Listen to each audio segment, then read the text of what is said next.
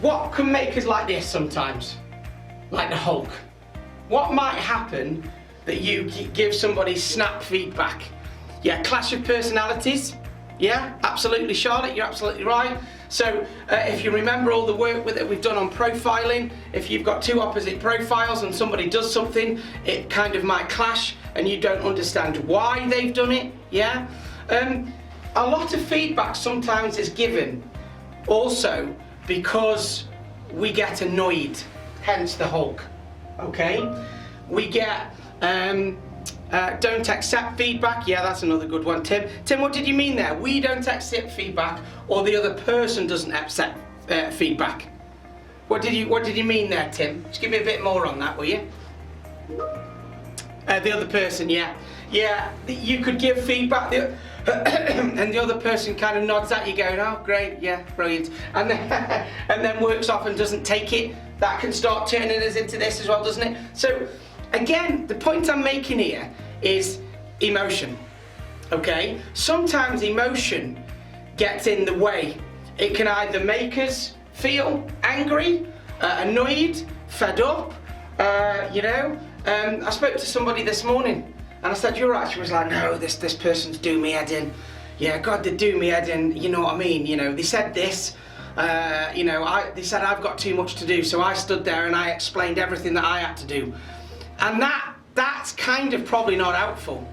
But because they felt annoyed, because they were busy, and that person's then, another person's trying to point out they're busier, all of a sudden, the feedback they're giving them, it's coming across as, "Well, I'm busier than you, you're busier than me," and you start getting into a bit of a feedback war at that point, don't you? And I'm sure you've come across that, guys, before. Well, you need to do this better, well, you need to do that better, well, you need to do this better, well, you need to... And it's emotion that drives a lot of it, okay? So we can't all become Vulcan and become emotionless. Yeah, some people are better at it than others, but it's something that we've really got to watch in feedback. You almost want to strip your emotion, and this is why sometimes the time that you give the feedback is important, when you give feedback, which we'll come on to in a moment as well. Okay, good stuff. Sometimes we give feedback and we've got lack of clarity, so it's not accurate. That causes an adverse reaction to feedback as well. If you're giving feedback based on hearsay, for argument's sake, or you haven't got all the details and you didn't know stuff, you could give feedback and then, wow, they kind of blast you back. Lack of communication, again, so that is making sure that when you give the feedback, that you give it in a clear, concise manner to people and they don't go and make up what they think you mean on the feedback. And of course, our fight response.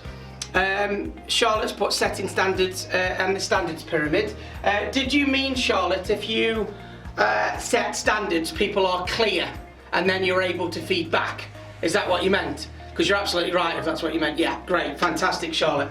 And great that you remembered the standards pyramid as well. Love it, Wheels, nice. Yeah.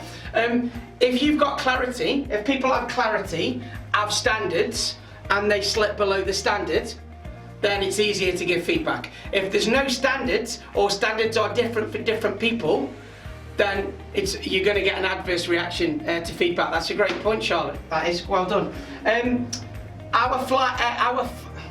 Our fight response, I thought that said fight, I was hoping it didn't say flight then.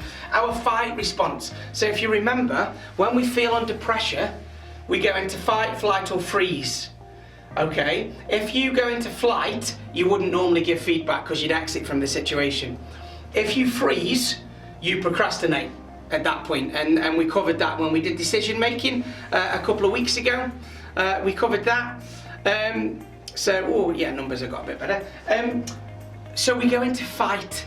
When we know we've got to give feedback, we get a shot of adrenaline into the system and we go into fight mode, which, as I've told you this before, guys, fight mode is great if there's a car coming at you on the street, or if there's you're walking through the jungle and see a tiger coming at you or a bear, then do you know what? You need the fight response. But actually, just before you're about to give feedback, not that useful. You don't need loads of adrenaline shooting into your system because you're almost ready.